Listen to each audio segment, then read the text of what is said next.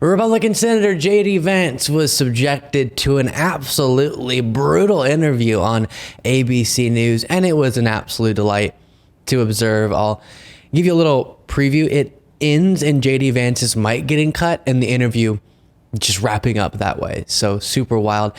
And this is George Stephanopoulos. He showed the media how interviews should be conducted, starting off with a confrontation on J.D. Vance's flip-flop on Donald Trump. He, of course, was very critical of Trump until he wanted to run for Senate. Then he realized, oh, the GOP is owned and operated by MAGA, so now he's a Trump guy. Take a look. I can't stomach Trump. I think that he's noxious and is leading the white working class to a very dark place. He's leading our political discourse to a very negative place. If Trump is elected president, he has to be a much different president than he was a candidate. As a candidate, he was fundamentally divisive, arrogant. I'm a never Trump guy. I never liked him. That was J.D. Vance back in 2016. Now he's a Republican senator from Ohio supporting Donald Trump, and he joins us this morning. Senator, thank you for joining us this morning. Back in 2016, you also wrote that Trump is unfit for office. Why have you reversed yourself? Well, I think in office, actually, George, he did a great job, and he proved me wrong. He also proved a lot of other people wrong, which is why I think he's doing so well in the polls these days. We have to remember, George, that Joe Biden promised to return to normalcy. And then he goes on to say all of the normal Republican takes on Biden's presidency, so I won't subject you to that. You've heard it so many times. But listen, do people change their opinion on leaders genuinely sometimes? Absolutely.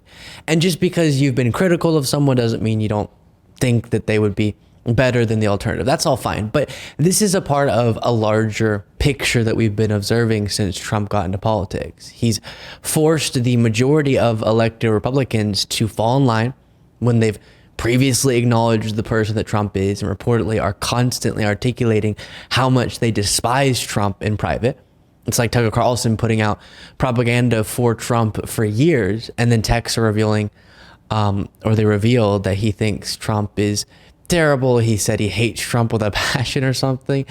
And I saw Cassidy Hutchinson recently, who worked in the Trump White House, say on X, essentially, keep in mind that 9 out of 10 of the Republicans you see defending Trump the most adamantly privately express their disdain for him.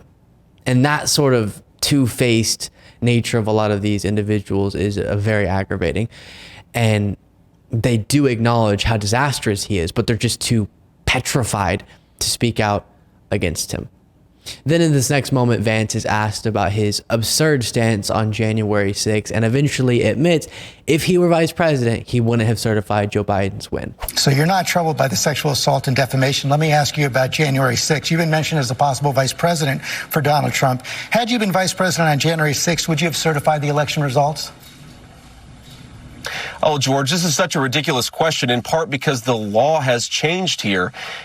We, of course, had I didn't ask you about going forward. I asked you what you would have done. I asked you what you would have done. George, here's what I think. Here's what I think happened in 2020. And I know you guys are obsessed with talking about this. I have to make a point here. You constantly say to people like me, why do you talk about January the 6th? Why do you talk about the election of 2020? And then you ask about us multiple times during a 6-minute interview. But look, you asked the question and I'll answer it. Do I think there were problems in 2020? Yes, I do. The political solution to the problems that existed in 2020, it's a reasonable debate to have. And I find it weird, George, that people like you obsessed with what I call what happened in 2020. You're so incurious about what actually happened in 2020, which is why so many people mistrust our elections in this country. We've got to do better, George. I'm not the least bit incurious. In fact, you laid out a litany there, but you didn't answer the question I asked. Would you have certified the election results had you been vice president? If I had been vice president, I would have told the states like Pennsylvania, Georgia, and so many others that we needed to have multiple slates of electors, and I think the U.S. Congress should have fought over it from there. That is the legitimate way to deal with an election that a lot of folks, including me, think had a lot of problems in 2020. I think that's what we should have done. So it's very clear you would have done what Donald Trump asked you to do there, not what Vice President Mike Pence did. I covered this story on my show. You can find that at Luke Beasley on YouTube and every podcast platform. But I talked about how insane that response is. Really think about that. He's saying after the states had already certified and sent their electors cast their vote for the proper candidate. Then he's saying he would have, as vice president, called them up and been like, no, we need another. Keep on sending slates until you have ones that will vote the way I want them to. Do you think as vice president, you just control everything with the What would be the point of having elections if one person could go, send more? I don't care how your state voted. I want 2 slates and I'll pick the ones I like.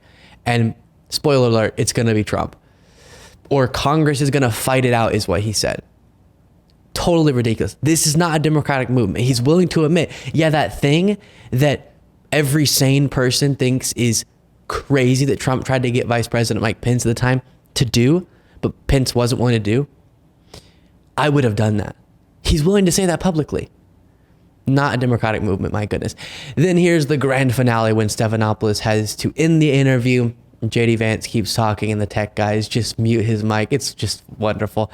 And by the way, the context is that Vance is encouraging Trump to get rid of the entire bureaucracy so no one can push back against him if he gets a second term and defy Supreme Court rulings. Because you will get taken to court, and then when the courts stop you, stand before the country like Andrew Jackson did and say the Chief Justice has made his ruling, now let him enforce it.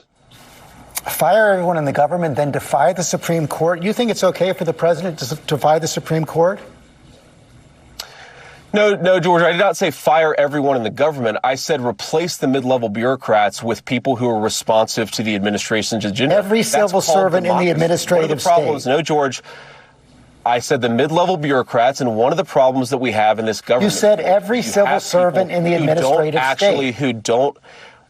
Let me finish the answer, George. You asked the question. We have a major problem here with administrators and bureaucrats in the government who don't respond to the elected branches, that whoever is in charge, agree or disagree with them, you have to follow the rules. If those people aren't following the rules, then of course you've got to fire them. And of course the president has to be able to run the government as he thinks he should. That's the way the Constitution works. It has been thwarted too much by the way our bureaucracy has worked over the past 15 years. The Constitution also says the president must abide by legitimate Supreme Court rulings, doesn't it?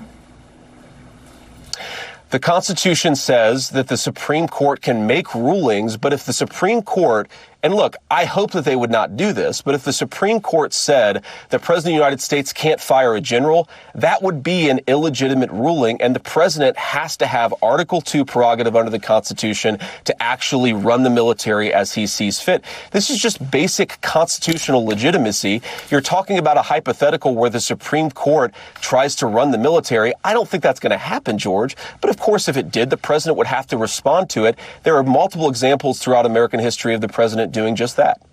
You didn't say military in your answer, and you've made it very clear you believe the president can defy the Supreme Court. Senator, thanks for your time this morning. No, George. Roundtable's up next. We'll be right back. Again, as I said when I covered this story on my show, that's how it's done, George Stephanopoulos. Absolutely wonderful. So often interviewers, and I know they're coming from a good place, the interviews are really difficult, but a lot of interviewers just ask their questions, then the politician gives the rehearsed non-answer, then the interview moves on, and the next question's asked, and it just sort of goes through that, and nothing's achieved or revealed. But here, every sane viewer was able to walk away from the interview with the understanding that JD Vance was being really dishonest and has been saying some wild things. You've heard me talk before about the show's financial accounts being hacked. It is a horrible experience. It can happen to anyone. Look at the stats, and our sponsor, Aura, gives you peace of mind. Aura is the all-in-one solution to keep your accounts safe. Aura scans the dark web for your personal info, emails, passwords, social security numbers, and alerts you if anything is found and helps you fix the problem fast. You also get alerts about suspicious credit inquiries. Aura protects all of your devices from malware with state-of-the-art antivirus, and Aura helps you manage what your kids can do on their devices with really easy-to-use parental controls. You can try Aura for free for 2 weeks at aura.com/Pacman. Your usernames and passwords could already be floating around. It takes just seconds to find out using Aura's free trial, so you can change your passwords if you need to. The link is down below.